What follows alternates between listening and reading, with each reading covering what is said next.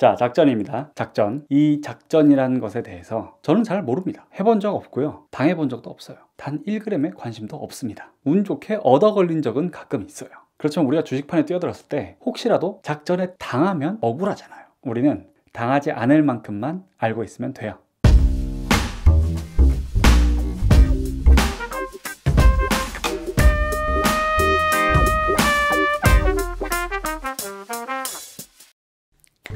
안녕하세요, 제이슨입니다.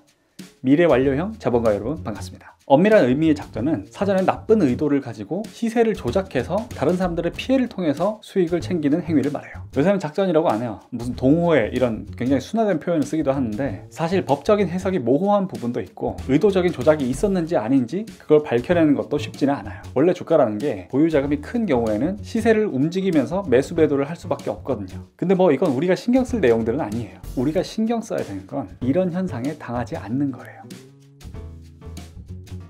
어떤 주식의 유통 규모가 많지 않은데 내가 큰 물량을 사고 팔고 싶으면 시세에서 벗어난 주문을 해야 되죠. 만약에 내가 10,000원짜리 주식을 사고 싶어요. 그런데 10,000원을 팔아줄 사람이 많지 않아요. 그러면 제가 11,000원 정도는 불러야겠죠. 12,000원 정도 부르면 더 빨리 살 수 있겠죠. 자금이 큰 주체가 주식을 매매할 때는 사거나 팔려는 방향으로 시세를 변동시키게 돼요. 흔히 기관이나 외국인 투자자들이 가격을 밀어 올리면서 산다. 다 이런 이유 때문에 생겼다고 보시면 돼요. 문제는 이런 세력들이 아니에요. 기업 가치를 확인하지 않고 가격 변동에 현혹돼서 따라 사는 사람들이 있다는 거예요.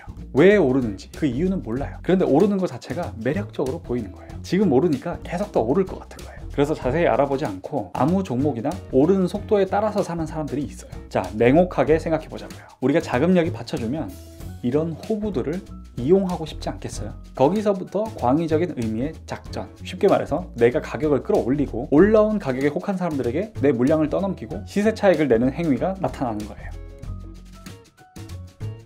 일단 이런 현상은 소형주에서 많이 발생해요. 자금이 크지 않아도 시세를 움직이기가 쉽기 때문이죠. 어떤 주체가 본인의 자금력으로 움직이기에 만만한 작은 기업을 하나 고른 거예요. 처음에는 아주 조금씩 시세에 영향을 주지 않는 수준에서 조심스럽게 매집을 해요. 변동을 주지는 않아요. 이런 식으로 남들이 모르게 기업의 지분을 많이 확보해 놓는 거예요. 이제 어느 정도 시점이 되면 남아있는 자금력으로 호가를 높게 부르면서 강하게 매수를 해주는 거예요. 그러면 기존에 보유하던 사람들이 어쩌겠어요? 뭐지? 갑자기 오르네? 그래서 감사하게 팔고 나가겠죠. 그러면서 거래량도 확 늘어나요. 자연스럽게 주식의 가격도 오르겠죠. 자, 이쯤에서 이 종목은 많은 사람들의 관심을 얻게 되겠죠.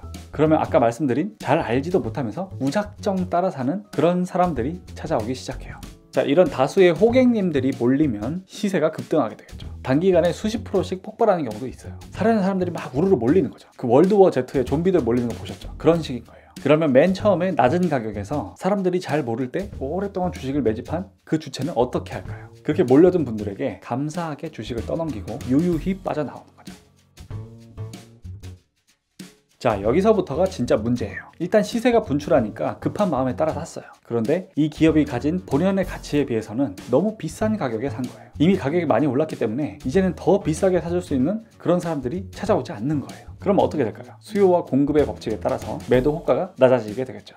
처음에 급하게 오른 만큼 내릴 때도 급하게 내리게 돼요. 적정 가격보다 수십 프로씩 높은 가격에 산 사람들은 사자마자 큰 손해를 보고 상처를 입는 거예요. 다른 사람이 갖고 있던 많은 물량을 높은 가격에 떠맡아주고 손해만 입게 되는 거예요.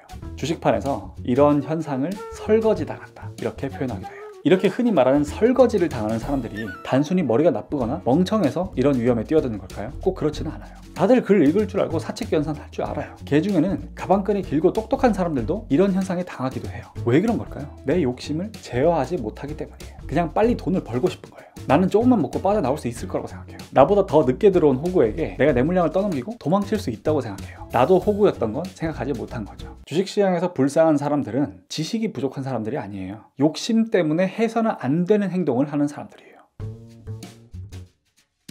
자, 그럼 이런 영상을 보고 있는 우리가 이런 일을 당하지 않으려면 어떻게 해야 될까요? 이런 현상을 극복하는데 최고의 효과가 있는 강력한 마법의 주문이 있어요. 제가 존경에 맞지 않는 유명한 개인 투자자 숙향님이 쓰신 책에 나오는 이야기예요.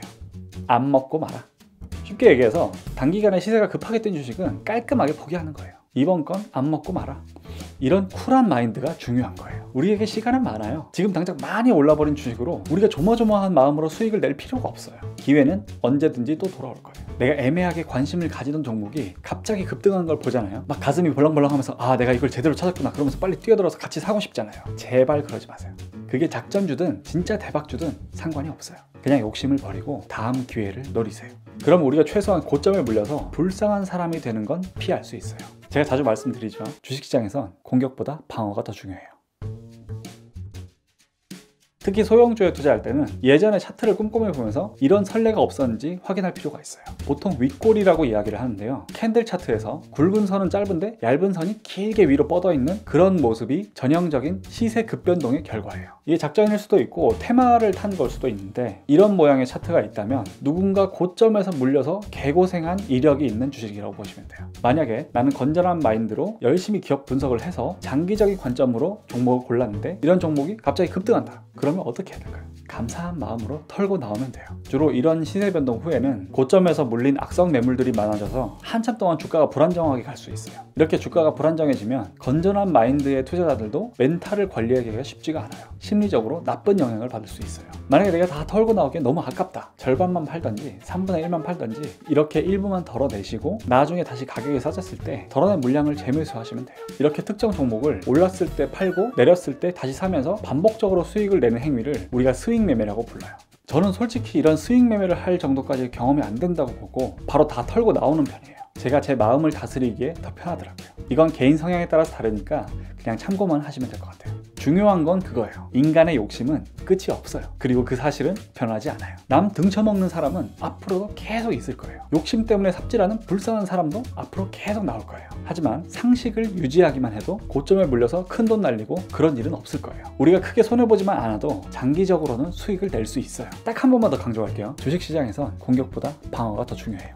제가 준비한 내용이 여기까지고요. 저는 다음 시간에 뵙겠습니다.